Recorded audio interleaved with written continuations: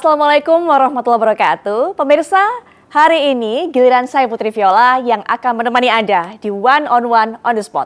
Tokoh yang satu ini kami undang untuk bisa berbicara di One on One.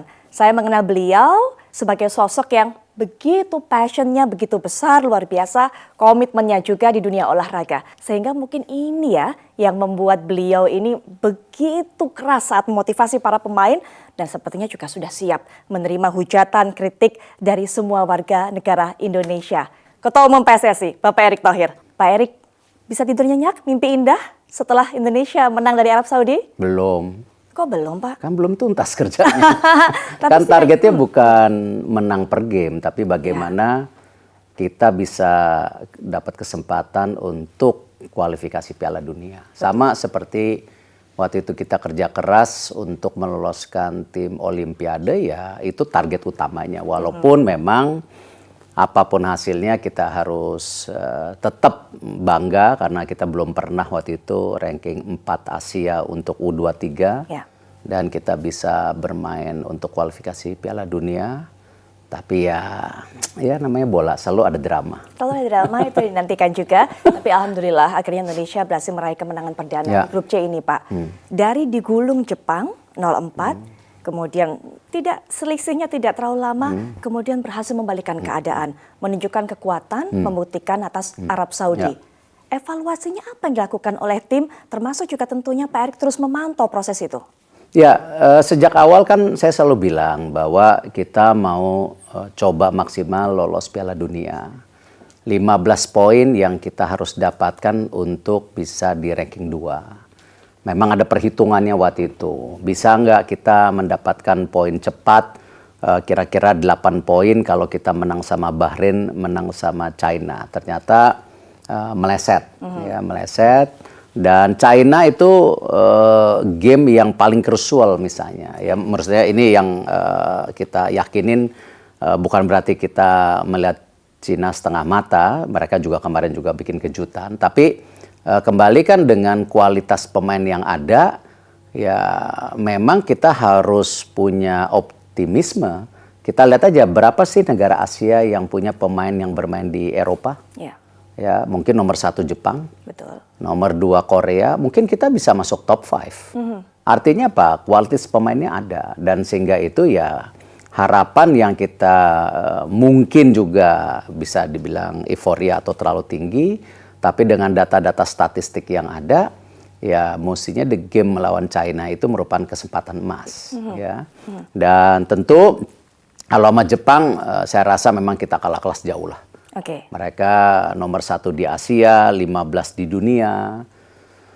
Tapi waktu itu memang situasinya saya lihat setelah kalah sama Jepang itu perlu ada dobrakan yang diambil, kalau tidak saya takutnya ya, kembali dari pengalaman saya memegang berapa kejuaraan di olahraga atau klub dan lain-lain, takutnya dimotivasi. Memangnya situasinya saat itu seperti apa, Pak? Ya, kalau kita lihat kan bagaimana pemain-pemain itu kan kelihatan mukanya mereka down. Ya, dan makanya saya memutuskan waktu itu masuk ke locker room, saya tanya lagi kepada mereka dan termasuk pelatih, masih percaya tidak proyek ini? Dan jawabannya percaya. Kalau waktu itu jawabannya sudah nggak percaya, ya saya mundur benar waktu itu. Ya karena gini, ini kan sebuah tim yang dimiliki oleh kita bersama, bukan dimiliki oleh pelatih, oleh pemain atau oleh saya, tapi kan ini dimiliki oleh bangsa dan negara kita.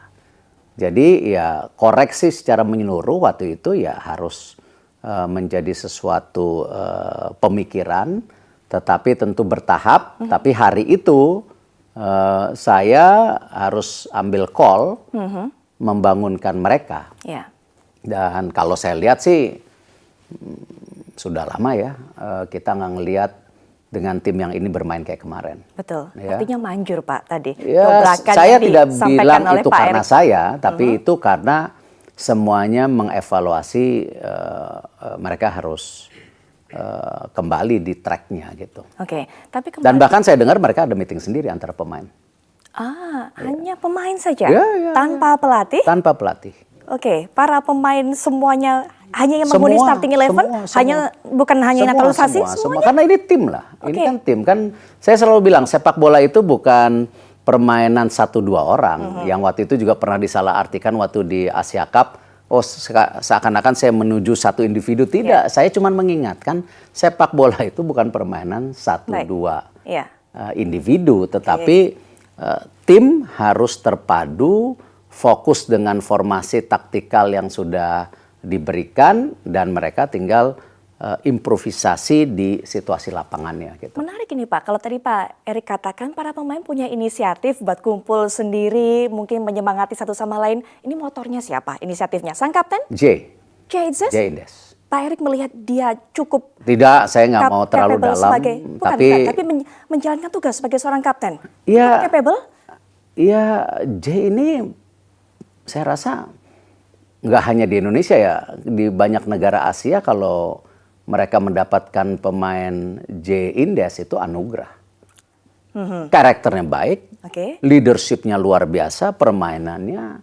Kemarin beberapa kali dia menyelamatkan posisi-posisi genting juga di gawang itu. Jadi ya, dan ini pemain yang bermain di Serie A ya. Serie A itu kan liga terbaik nomor 2 di dunia saat ini. Nah jadi ya mumpuni, jadi ya kita harus percaya ya hari ini dia kaptennya. Betul sekali, J Ises juga salah satu pemain yang bisa dipercaya, sangat kompak menjaga barisan pertahanan, chemistry-nya cukup nyambung dengan para pemain lain. Ya, kan? Dengan supporter dia juga berani bicara, komunikasi dengan semua pemain, pelatih, termasuk kepada saya baik. Jadi ya faktor yang penting buat tim ini gitu. Tapi ini bukan permainan individu. Betul. Ini permainan tim. Kita sepakat soal itu. Adanya inisiatif J Ises, adanya pertemuan-pertemuan seperti itu, artinya sudah cukup ngeblend antara para pemain naturalisasi dengan para pemain lokal yang asli kelahiran kita. Saya nggak pernah dengar. Saya tidak pernah ada dengar situasi pemain lokal juga seperti Marcelino, Witan, Rido dan lain-lainnya. Mereka lihat kok bagaimana tim Indonesia ini sudah naik kelas. Jadi mau tidak mau mereka juga harus menaikkan kelas mereka, kalau nggak tertinggal. Makanya kemarin saya bicara juga mengenai Yuto Nagatomo, ya sebenarnya itu simple.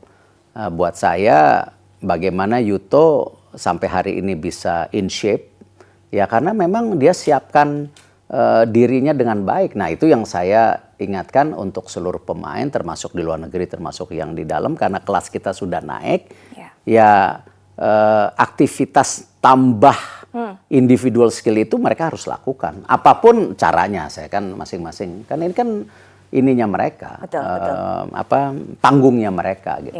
Salut sih saya sama pemain. Jadi ini sepertinya menepiskan ketakutan para pemirsa, kemudian juga semuanya pecinta bola yang mengatakan ini para pemain naturalisasi cuma hanya sekedar mencari nama saja, nggak ada semangat kebangsaannya. Tapi Anda bisa dengarkan cerita Pak Erick Thohir tadi, apa dikatakan oleh sang kapten Bang Jai, begitu kalau katanya warganet dan para netizen, Pak Erick ini ternyata bisa mengakomodir, bisa bikin solid satu tim. Sesaat lagi, tetaplah di One on One.